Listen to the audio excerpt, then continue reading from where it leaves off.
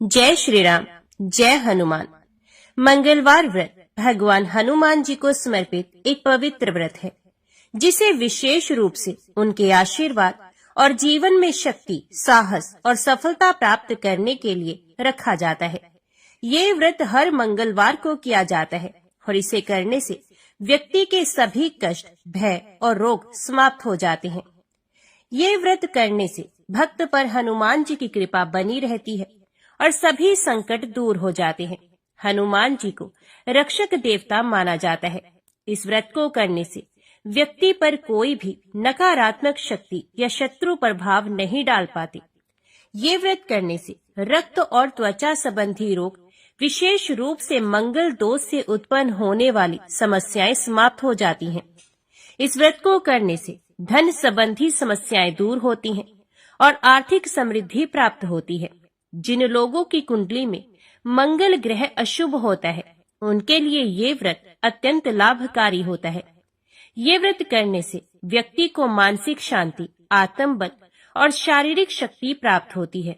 जो लोग करियर और व्यवसाय में कठिनाइयों का सामना कर रहे हैं, उनके लिए ये व्रत बहुत लाभकारी होता है। परिवार में शांति बनाए रखने और दाम्पत्य जीवन में सुख समृद्धि के लिए ये व्रत करना उत्तम माना जाता है। इस व्रत को करने के लिए प्रातः स्नान कर लाल वस्त्र धारण करें और व्रत का संकल्प लें। हनुमान जी को सिंदूर, चमेली का तेल, लाल फूल और गुड़ चना अर्पित करें। इस दिन हनुमान चालीसा, बजरंग बाण और सुंदर कांड का पाठ करना शुभ माना जाता है। इस दिन केवल फलाहार करें और अन्न ना खाएं। कुछ लोग केवल गुड़ चना और दूध का सेवन करते हैं। हनुमान मंदिर जाकर दर्शन करना और हनुमान जी के चरणों में अपनी समस्याएं समर्पित करना बहुत लाभकारी होता है। इस दिन जरूरतमंदों को गुड़ चना, लाल वस्त्र और भोजन का दान करें। हनुमान जी की आरती करें और प्रसाद का वितरण करें। अगले दिन प्रातः ब्राह्मण या जरूरतमंद को भोजन कराकर व्रत का पारण करें। ये व्रत हर मंगलवार को किया जाता है। मंगलवार का व्रत जीवन में सुख, शक्ति और समृद्धि लाने वाला व्रत है। ये व्रत भगवान हनुमान जी की कृपा प्राप्त करने, शत्रु बाधाओं से मुक्ति, स्वास्थ्य लाभ और मंगल ग्रह के अशुभ प्रभाव को दूर करने के लिए अत्यंत लाभकारी माना जाता है। जो भी श्रद्धालु इस व्रत को सच्चे मन और निष्ठा से करते हैं, उन्हें अवश्य ही सफलता प्राप्त होती है। एक बार नैमिषारण्य तीर्थ में 80,000 मुनि एकत्रित होकर पुराणों के ज्ञाता श्री सूत जी से पूछने लगे, हे महामुनि, आपने हमें अनेक पुराणों की कथाएं सुनाई हैं। अब कृपा करके हमें ऐसा व्रत और कथा बताएं जिसके करने से संतान की प्राप्ति हो तथा मनुष्यों को रोग, शोक, अग्नि, सर्व दुख आदि का भय दूर हो, क्योंकि कलयुग में सभी जीवों की आयु बहुत कम है। फिर इस पर उन्हें रोग, चिंता के कष्ट लगे रहेंगे, तो फिर वे श्री हरि के चरणों में अपना ध्यान कैसे लगा सकेंगे। श्री सूत जी बोले, हे मुनियों, आपने लोक कल्याण के लिए बहुत ही उत्तम बात पूछी है। एक बार युधिष्ठिर ने भगवान श्री कृष्ण से लोक कल्याण के लिए यही प्रश्न किया था। भगवान श्री कृष्ण और युधिष्ठिर का संवाद तुम्हारे सामने कहता हूँ, ध्यान देकर सुनो। एक समय पांडवों की सभा में श्री कृष्ण जी बैठे हुए थे।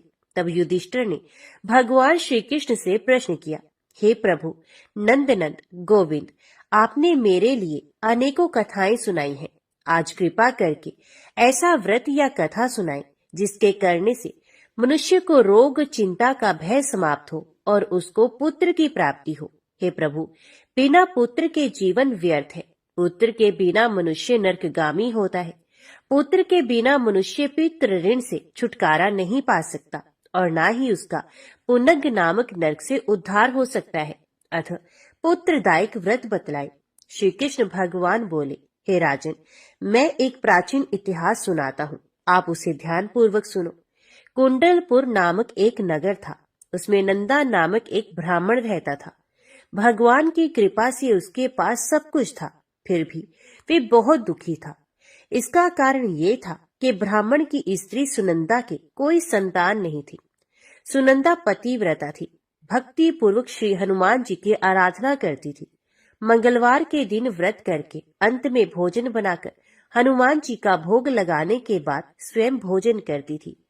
एक बार मंगलवार के दिन ब्राह्मणी गृह कार्य की अधिकता के कारण हनुमान जी को ना तो भोग लगा सकी, तो इस पर उसे बहुत दुख हुआ। उसने कुछ भी नहीं खाया और अपने मन में प्रण किया कि अब तो अगले मंगलवार को ही हनुमान जी का भोग लगाकर अन्न जल ग्रहण करूंगी। ब्राह्मणी सुनंदा प्रतिदिन भोजन बनाती, श्रद्धा पूर्वक पति को खिलाती, परंतु स्वयं भोजन नहीं करती। मन ही मन श्री हनुमान जी की आराधना करती थी। इस प्रकार 6 दिन गुजर गए और ब्राह्मणी सुनंदा अपने निश्चय के अनुसार भूखी प्यासी निराहार रही। अगले मंगलवार को ब्राह्मणी सुनंदा प्रातः काल ही बेहोश होकर गिर पड़ी। ब्राह्मणी सुनंदा की इस असीम भक्ति के प्रभाव से श्री हनुमान जी बहुत प्रसन्न हुए और प्रकट होकर बोले, सुनंदा, मैं तेरी भक्ति से बहुत प्रसन्न हूँ, तू उठ और कोई वर मांग। सुनंदा अपने आराध्य देव श्री हनुमान जी को देखकर आनंद की अधिकता से विवल हो श्री हनुमान जी के चरणों में गिरकर बोली, हे प्रभु, मेरी कोई संतान नहीं, कृपा करके मुझे संतान प्राप्ति का आशीर्वाद दे, आपकी अति कृपा होगी। श्री महावीर जी बोले, तेरी इच्छा पूर्ण होगी, तेरे एक कन्या पैदा होगी, उसके अष्टांग प्रतिदिन सोना दिया करेंगे। इस प्रकार कहकर श्री महावीर जी अंतर ध्यान हो गए। ब्राह्मणी सुनंदा बहुत हर्षित हुई और सभी समाचार अपने पति से कहा। ब्राह्मण देव कन्या का वरदान सुनकर कुछ दुखी हुए, परंतु सोना मिलने की बात सुनी तो बहुत प्रसन्न हुए। विचार किया कि ऐसी कन्या के साथ मेरी निर्धनता भी समाप्त हो जाएगी। श्री हनुमान जी की कृपा से वे ब्राह्मणी गर्भवती हुई और 10वें महीने में उसे बहुत ही सुंदर पुत्री प्राप्त हुई। यह बच्ची अपने पिता के घर में ठीक उसी तरह से बढ़ने लगी जिस प्रकार शुक्ल पक्ष का चंद्रमा बढ़ता है। 10वें दिन ब्राह्मण ने उस बालिका का नामकरण संस्कार कराया।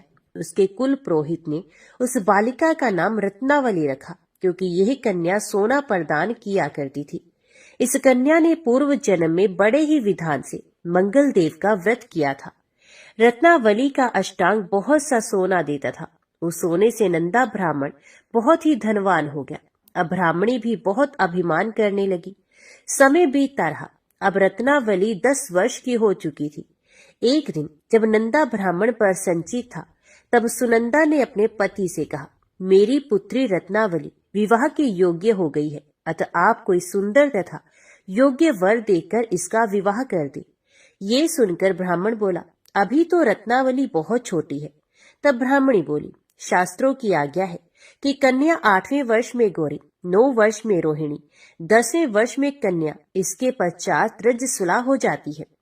गौरी के दान से पाताल लोक की प्राप्ति होती है, रोहिणी के दान से वैकुंठ लोक मिलता है, कन्या के दान से इंद्र लोक में सुखों की प्राप्ति होती है।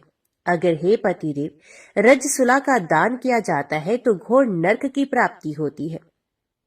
इस पर ब्राह्मण बोला, अभी तो रत्नावली मात्र 10 ही वर्ष की है और मैंने तो 16-16 साल की कन्याओं के विवाह भी करवाए हैं, अभी जल्दी क्या है। तब ब्राह्मणी सुनंदा बोली, आपको तो लोभ अधिक हो गया लगता है। शास्त्रों में कहा गया है कि माता पिता और बड़ा भाई रजस्वला कन्या को देखते हैं तो अवश्य वे नरकगामी होते हैं। तब ब्राह्मण बोला, अच्छी बात है, कल मैं अवश्य ही योग्य वर की तलाश में अपना दूत भेजूंगा। दूसरे दिन ब्राह्मण ने अपने दूत को बुलाया और आज्ञा दी कि जैसी सुंदर मेरी कन्या है वैसा ही सुंदर वर उसके लिए तलाश करे। दूत अपने स्वामी की आज्ञा पाकर निकल पड़ा। पंपई नगर में उसने एक सुंदर लड़के को देखा। यह बालक एक ब्राह्मण परिवार का बहुत गुणवान पुत्र था। इसका नाम था सोमेश्वर। दूत ने इस सुंदर व गुणवान ब्राह्मण पुत्र के बारे में अपने स्वामी को पूर्ण विवरण दिया। ब्राह्मण नंदा को भी सोमेश्वर अच्छा लगा और फिर शुभ मुहूर्त में विधि पूर्वक कन्या दान करके ब्राह्मण ब्राह्मणी संतुष्ट हुए। परंतु ब्राह्मण के मन में तो लोभ समाया था। उसने कन्यादान तो कर दिया था, पर वे बहुत खिन्न भी था। उसने विचार किया कि रत्नावली तो अब चली जाएगी और मुझे इससे जो सोना मिलता था वह अब नहीं मिलेगा। मेरे पास जो धन था कुछ तो इसके विवाह में खर्च हो गया और जो शेष बचा है वे भी कुछ ही दिनों में खत्म हो जाएगा। मैंने तो इसका विवाह करके बहुत बड़ी भूल कर दी है। अब कोई ऐसा उपाय हो कि रत्नावली मेरे घर में ही बनी रहे, अपनी ससुराल ना जाए। लोभ रूपी राक्षस ब्राह्मण के मस्तिष्क पर शाता जा रहा था। रात भर अपनी शैया पर बेचैनी से करवटें बदलते बदलते उसने एक बहुत ही क्रूर निर्णय लिया। उसने विचार किया कि जब रत्नावली को लेकर उसका पति सोमेश्वर अपने घर के लिए जाएगा तो वह मार्ग में छिपकर सोमेश्वर का वध कर देगा और अपनी लड़की को अपने घर ले आएगा, जिससे नियमित रूप से उसे सोना भी मिलता रहेगा और समाज का कोई मनुष्य उसे दोष भी नहीं दे सकेगा। प्रातः काल हुआ तो नंदा और सुनंदा ने अपने जमाई तथा लड़की को बहुत सारा धन देकर विदा किया। सोमेश्वर अपनी पत्नी रत्नावली को लेकर ससुराल से अपने घर की तरफ चला। ब्राह्मण नंदा महालोभ के वशीभूत हो अपनी मति खो चुका था। पाप पुण्य को उसे विचार न रहा।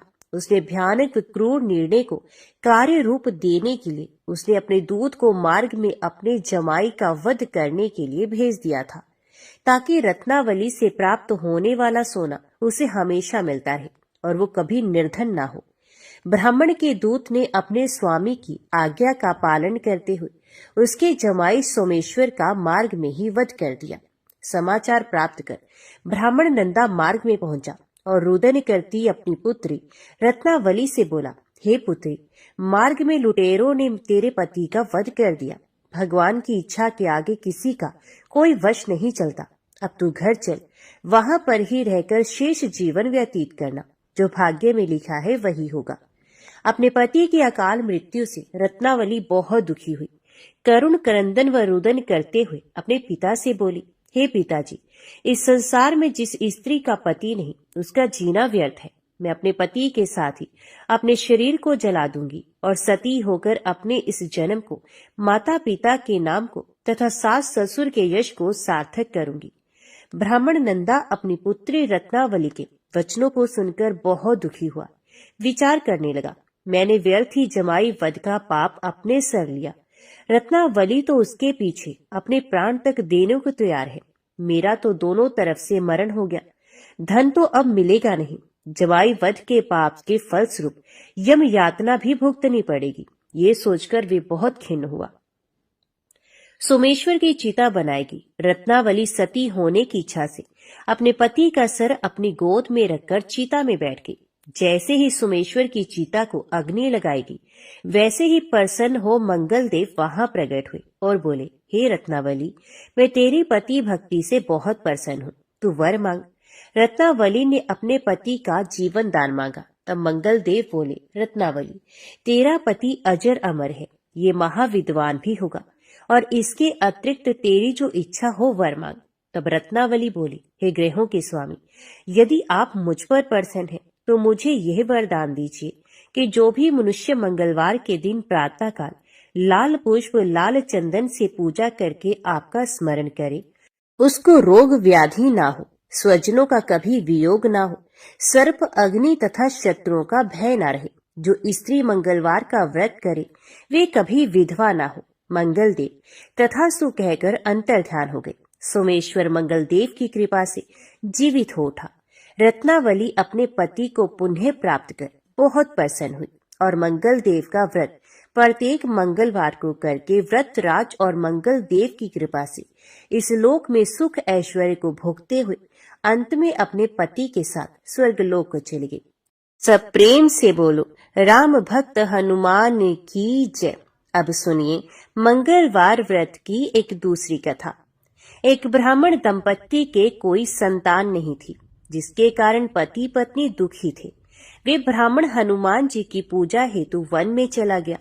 वे पूजा के साथ महावीर जी से एक पुत्र की कामना प्रकट किया करता था। घर पर उसकी पत्नी मंगलवार व्रत पुत्र की प्राप्ति के लिए किया करती थी। मंगल के दिन व्रत के अंत में भोजन बनाकर हनुमान जी को भोग लगाने के बाद ही स्वयं भोजन ग्रहण करती थी। एक बार कोई व्रत आ गया जिसके कारण ब्राह्मणी भोजन न बना सकी। तब हनुमान जी का भोग भी नहीं लगाया। ये अपने मन में ऐसा प्रण करके सो गई कि अब अगले मंगलवार को ही हनुमान जी को भोग लगाकर वे अन्न ग्रहण करेगी। वे भूखी प्यासी 6 दिन पड़ी रही। मंगलवार के दिन तो उसे मूर्छा आ गई।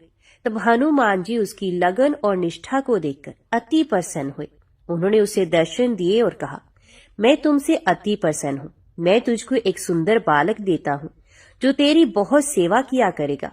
हनुमान जी मंगलवार को बाल रूप में उसको दर्शन देकर अंतर्ध्यान हो गई। सुंदर बालक पाकर ब्राह्मणी अति प्रसन्न हुई। ब्राह्मणी ने रखा था बालक का नाम मंगल। कुछ समय के पश्चात ब्राह्मण वन से लौट कर आया, पर संचित सुंदर बालक घर में क्रीड़ा करते देखकर वे ब्राह्मण पत्नी से बोला, यह बालक कौन है? तो पत्नी ने कहा, मंगलवार के व्रत से प्रसन्न हो हनुमान जी ने दर्शन दे मुझे बालक दिया है। पत्नी की बात छल से भरी जान उसने सोचा, ये उल्टा व्यभिचारिणी अपनी कुलुषता छिपाने के लिए बात बना रही है। एक दिन उसका पति कुएं पर पानी भरने चला तो पत्नी ने कहा कि मंगल को भी साथ ले जाओ। वह मंगल को साथ ले चला और उसको कुएं में डालकर वापस पानी भरकर घर आया तो पत्नी ने पूछा कि मंगल कहाँ है? तभी मंगल मुस्कुराता हुआ घर में आ गया। उसको देख ब्राह्मण आश्चर्यचकित हुआ। रात्रि में उसके पति से हनुमान जी ने स्वप्न में कहा, यह बालक मैंने दिया है, तुम पत्नी को उल्टा क्यों कहती हो? पति ये जानकर हर्ष में भर गया। फिर पति पत्नी मंगल का व्रत रख के अपने जीवन आनंद पूर्वक व्यतीत करने लगे। जो मनुष्य मंगलवार व्रत कथा को पढ़ता अथवा सुनता है और नियम से व्रत रखता है, उसके हनुमान जी की कृपा से सब कष्ट दूर होकर सर्व सुख प्राप्त होता है। प्रेम से बोलिए जय श्री हनुमान। अभी सुनते हैं राम नाम की महिमा। लंकापति रावण के वध के बाद जब अयोध्यापति प्रभु श्री राम की कीर्ति दूर दूर तक फैल रही थी और वे मर्यादा पुरुषोत्तम कहलाने लगे थे, तब एक दिन महादेव शिव की इच्छा भी मर्यादा पुरुषोत्तम श्री राम से मिलने की हुई। पार्वती जी को संग लेकर महादेव कैलाश पर्वत से उतरकर अयोध्या नगरी के रास्ते पर चल पड़े। भगवान शिव और माँ पार्वती को अयोध्या आया देखकर राम जी बहुत खुश हुए। माता जानकी ने उनका उचित आदर सत्कार किया और स्वयं भोजन बनाने के लिए रसोई में चली गई। इस बीच भगवान शिव ने श्री राम जी से पूछा, आपके सेवक हनुमान जी दिखाई नहीं पड़ रहे हैं। श्री राम बोले, वे बगीचे में हैं। शिव जी ने श्री राम जी से बगीचे में जाने की अनुमति मांगी और पार्वती जी का हाथ थामकर बगीचे में आ गई। बगीचे की खूबसूरती देखकर उनका मन मोहित हो गया। आम के एक घने वृक्ष के नीचे हनुमान जी दीन दुनिया से बेखबर गहरी नींद में सोए थे और एक लय में खराटों से राम नाम की ध्वनि उठ रही थी। चकित होकर शिवजी और माता पार्वती एक दूसरे की ओर देखने लगे। माता पार्वती मुस्कुरा उठी और वृक्ष की डालियों की ओर इशारा किया।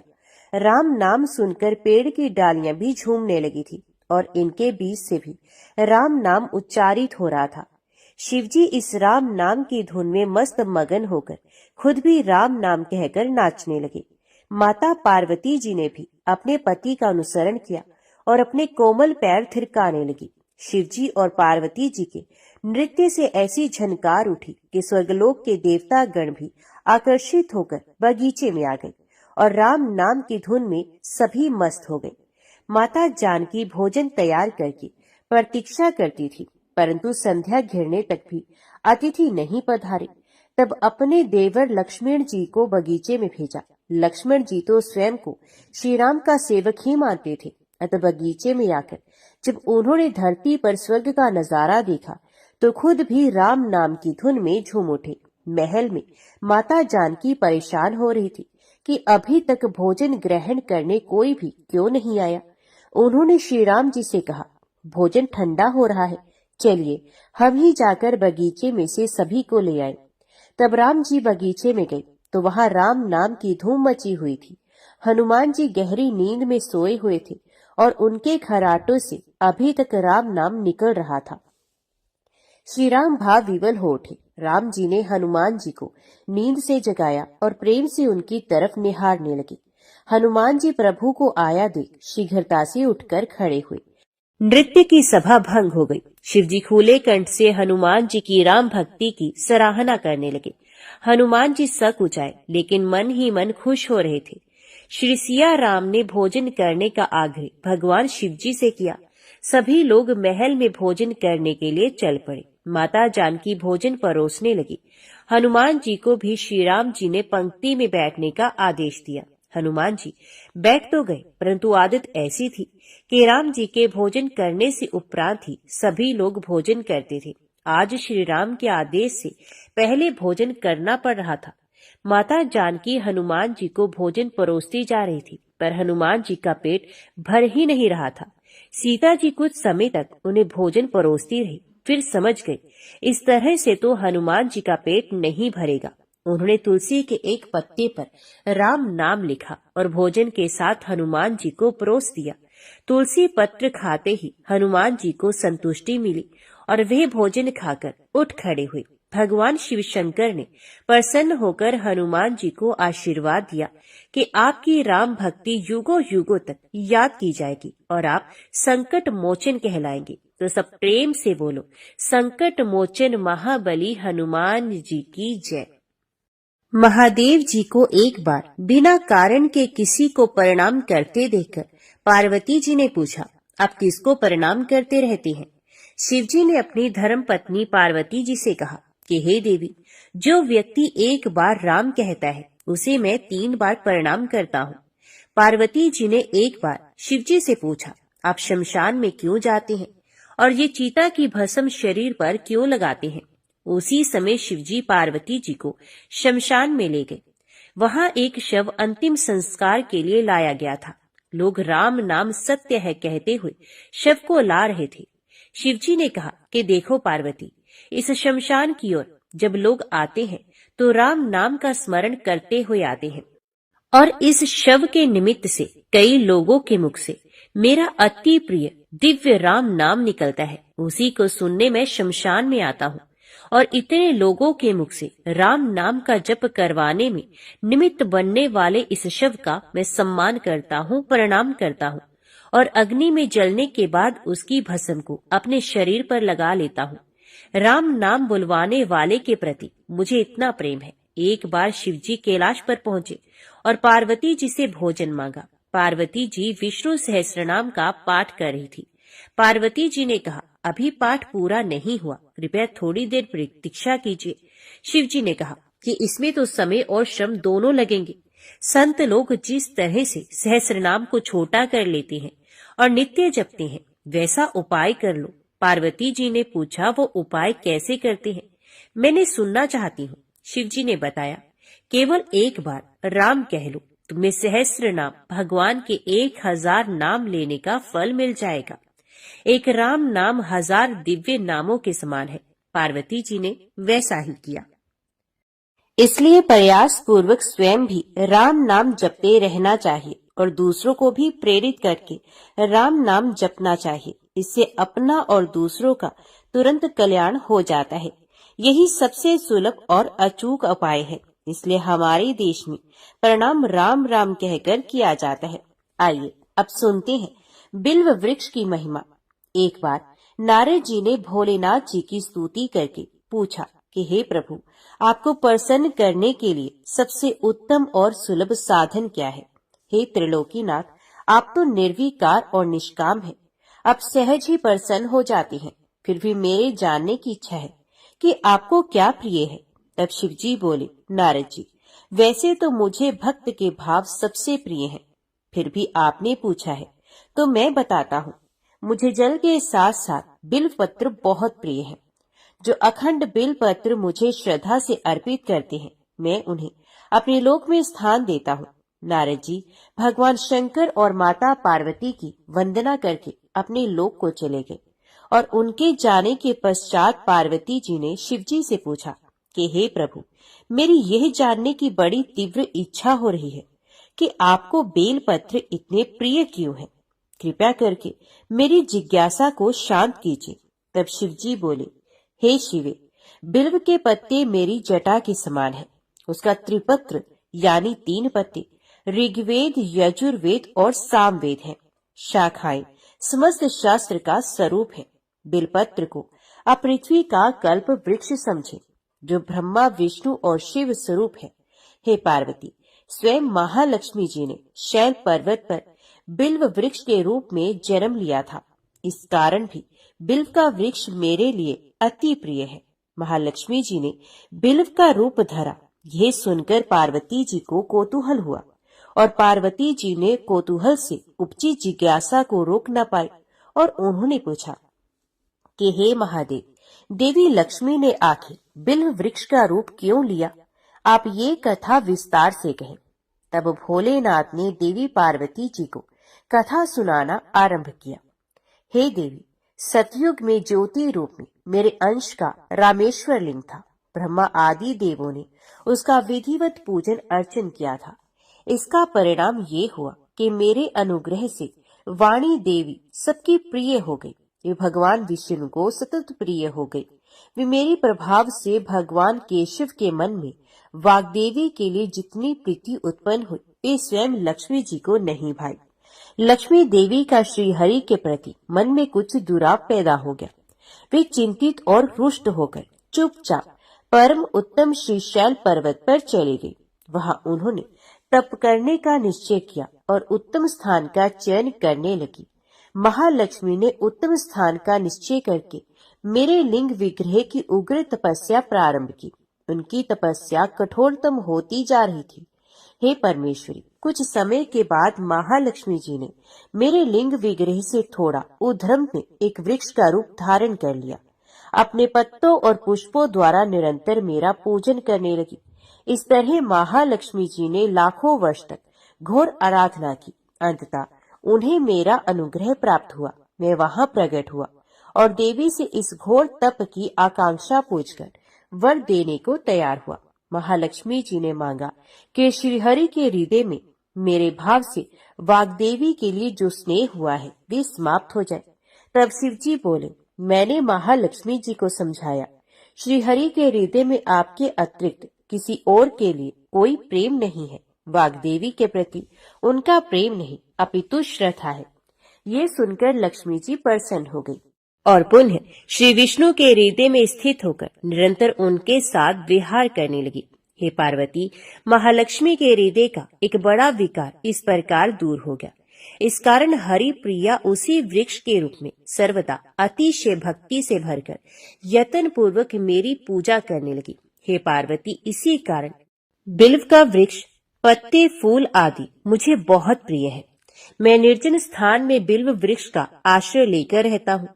बिल्व वृक्ष को सदा सर्व तीर्थ में एवं सर्व देव में मानना चाहिए। बिल्व पत्र, बिल्व फूल, बिल्व वृक्ष अथवा बिल्व काष्ठ के चंदन से जो मेरा पूजन करता है, वे भक्त मेरा अति प्रिय है।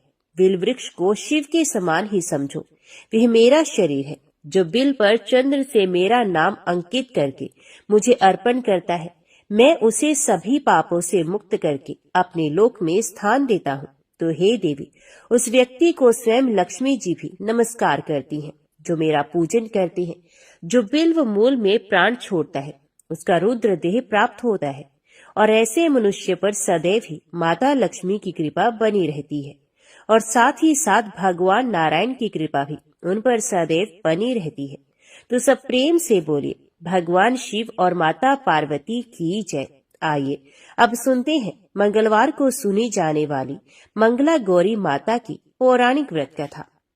पूर्व काल में कुरु देश में श्रुत कीर्ति नामक एक विद्वान, कीर्तिशाली, शत्रुओं का नाश करने वाले, 64 कलाओं का ज्ञाता तथा धनुर्विद्या में कुशल राजा हुआ था।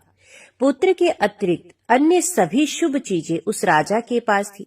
अतः वे राजा संतान के विषय में अत्यंत चिंतित हुआ और जब ध्यान पूर्वक देवी की आराधना करने लगा, तब उसकी कठोर तपस्या से देवी प्रसन्न हो गई और उसे ये वचन बोली, हे सुव्रत, वर मांगो। श्रुत कीर्ति बोला, हे देवी, यदि आप मुझ पर प्रसन्न हैं, तो मुझे सुंदर पुत्र दीजिए।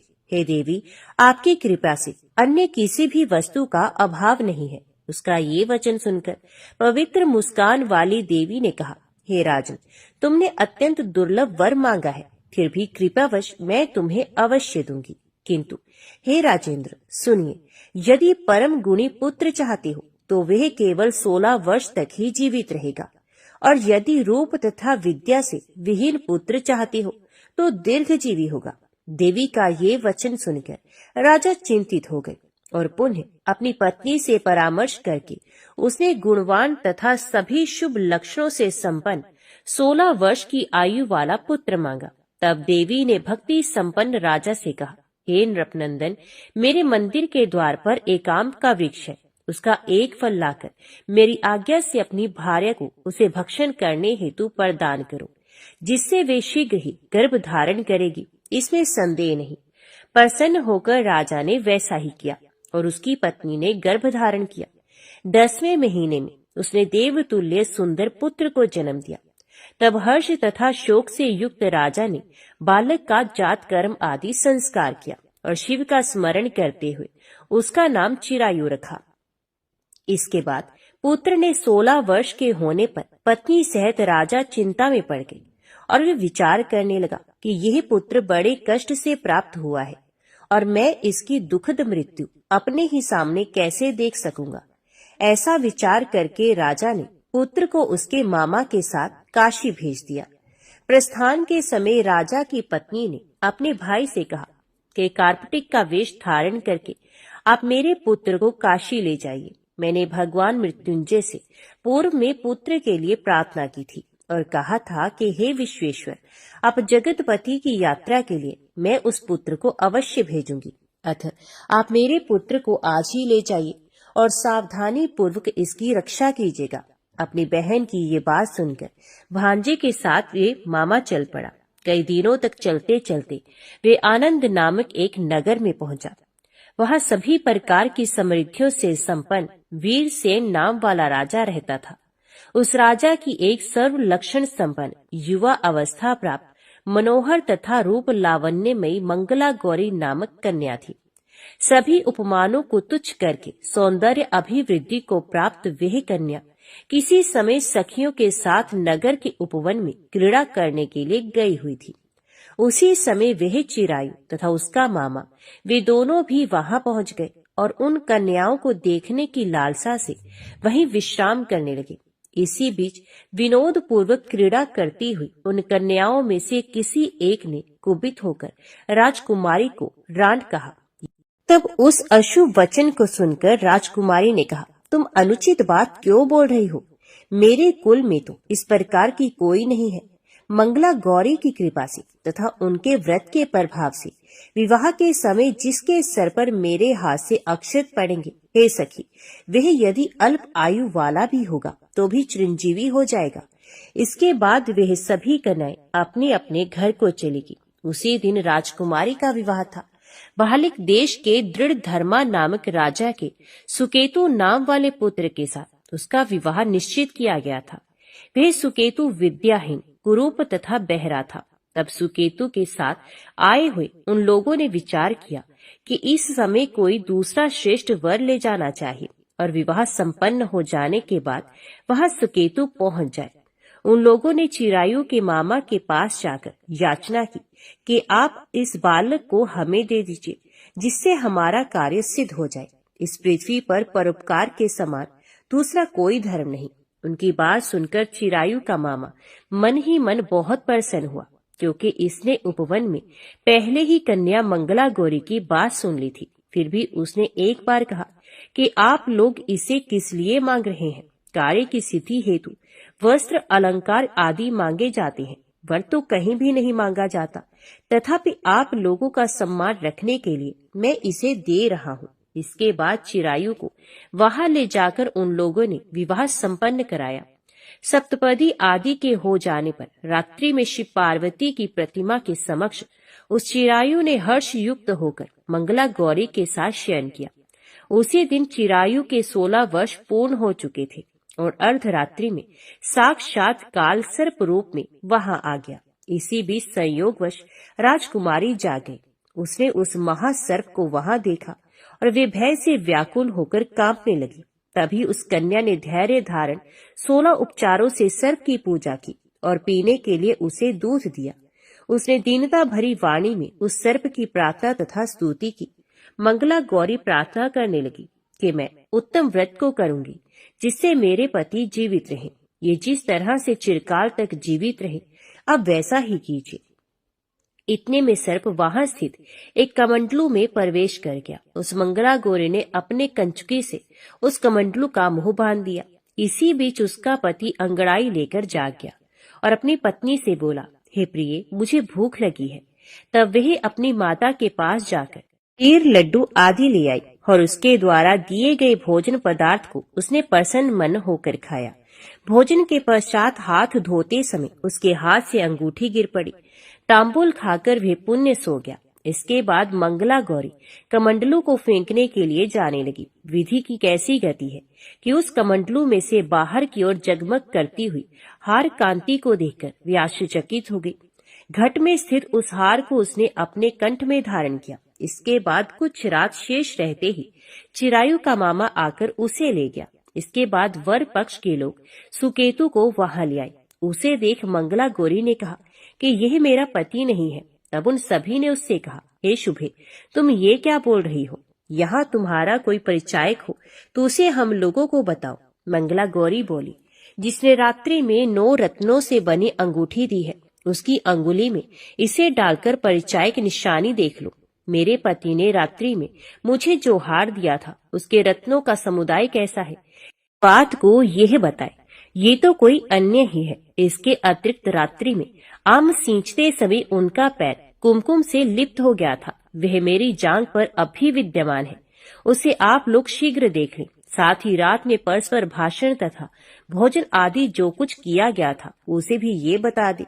तब ये निश्चय ही मेरा पति है। इस प्रकार उसका वचन सुनकर सभी ठीक है कहने लगे। किंतु जब एक भी बात नहीं मिली तब सभी ने सुकेतु को उसका पति होने से निषिद्ध कर दिया और वर पक्ष वाले जिस तरह से आए थे उसी तरह से चले गए।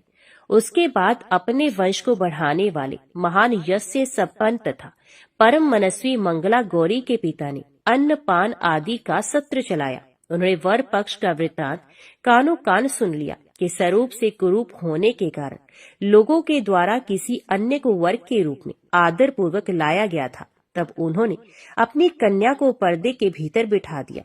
उसके बाद 1 वर्ष बीतने पर यात्रा करके चिरायु अपने मामा के साथ यह देखने आया कि विवाह के बाद वहाँ क्या हुआ। तब उसे गवाक्ष के भीतर से देखकर वे मंगला गौरी अत्यंत प्रसन्न हुई और माता पिता से बोली कि ये मेरे पति हैं, मेरे पति वापस आ गए हैं।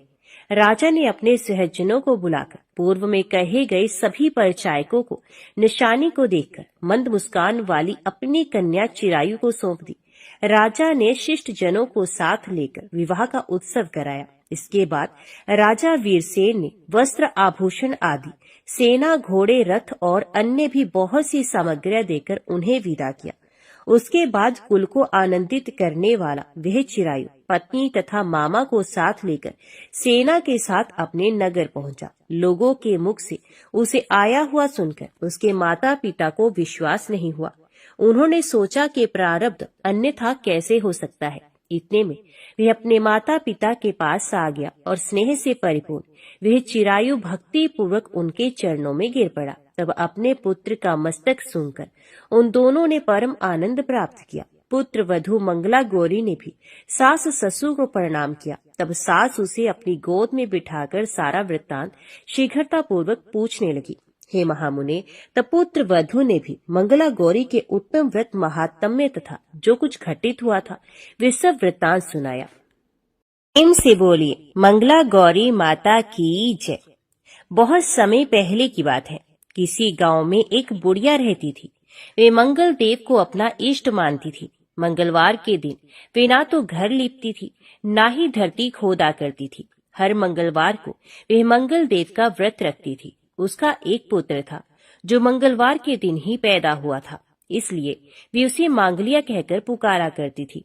बुढ़िया की श्रद्धा देखकर स्वयं मंगल देव ने उसकी परीक्षा लेने की ठानी और साधु का वेश बनाकर उसके घर मंगलवार के दिन ही पहुंच गए। वे बुढ़िया से बोले कि मुझे भोजन बनाना है, तू थोड़ी सी धरती लीप दे तो मैं भोजन बना लूं। बुढ़िया ने कहा, महाराज, मैं मंगलवार की व्रती हूँ, मैं आज के दिन धरती नहीं लीपती, मैं जल का छिड़काव कर देती हूँ, आप उस पर भोजन बना लें। उसकी बात सुनकर साधु ने हठ पकड़ ली कि मैं तो लिपी हुई धरती पर ही भोजन बनाता हूँ। बुढ़िया ने भी रट पकड़ ली कि आसो धरती ना लीप सकूंगी, इसके अलावा आप जो भी करने को कहेंगे मैं करूंगी। उसकी बात सुनकर साधु ने वचन लिया कि धरती लीपने के अलावा जो कहूं करना पड़ेगा। बुढ़िया ने 3 बार वचन दे दिया। अब साधु ने कहा, अपने बेटे को बुला ले, मैं उसकी पीठ पर अंगीठी जलाकर खाना बना लूंगा। साधु की बात सुनकर बुढ़िया के होश उड़ गए, पर वह मंगल देव को साक्षी मानकर वचन दे चुकी थी। उसने मंगल देव का स्मरण कर अपने बेटे को बुलाकर साधु के पास भेज दिया। साधु ने कहा कि माँ, तू ही अपने बेटे को लिटा और अंगीठी सुलगा दे। बुढ़िया ने मंगल देव का स्मरण करते हुए बेटे को औंधा लिटाकर अंगीठी जला दी और साधु महाराज को बोलकर अपना काम करने लगी। जब साधु महाराज का खाना बन गया तब उन्होंने बुढ़िया को आवाज दी और कहा कि अपने बेटे को बुला ले, वे भी भोग ले लेगा। बुढ़िया ने हैरान होकर कहा कि महाराज, अभी तो आपने उसकी पीठ पर खाना बनाया है, अब वे कहाँ से आएगा?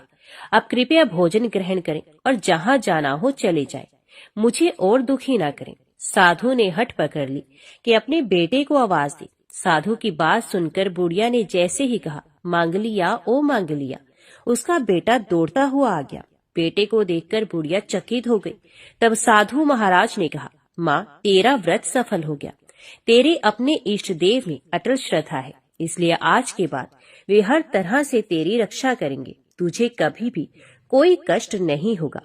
मंगलवार का व्रत सभी प्रकार के सुख प्राप्त करने, रक्त विकार दूर करने, राज्य सम्मान पाने और पुत्र प्राप्ति के लिए किया जाता है। इस व्रत को रखने से मनुष्य के समस्त पाप नष्ट हो जाते हैं। यह व्रत 21 सप्ताह तक किया जाना चाहिए। व्रत के दौरान गेहूं और गुड़ से बने आहार ही ग्रहण किए जाने चाहिए। भोजन दिन रात में केवल एक बार ही किया जाना चाहिए। इस व्रत के अंत में हनुमान जी की पूजा करनी चाहिए। पूजा के समय लाल रंग के वस्त्र पहने और हनुमान जी को लाल रंग के ही फूल चढ़ाएं। पूजा के बाद मंगल व्रत की कथा सुननी चाहिए और अंत में हनुमान जी की आरती करनी चाहिए। इस तरह विधि पूर्वक और पूरी श्रद्धा से व्रत किए जाने पर मंगल देव प्रसन्न होते हैं और भक्तों पर अपनी कृपा बरसाते हैं। तो सब प्रेम से बोलो, मंगल देव भगवान की जय।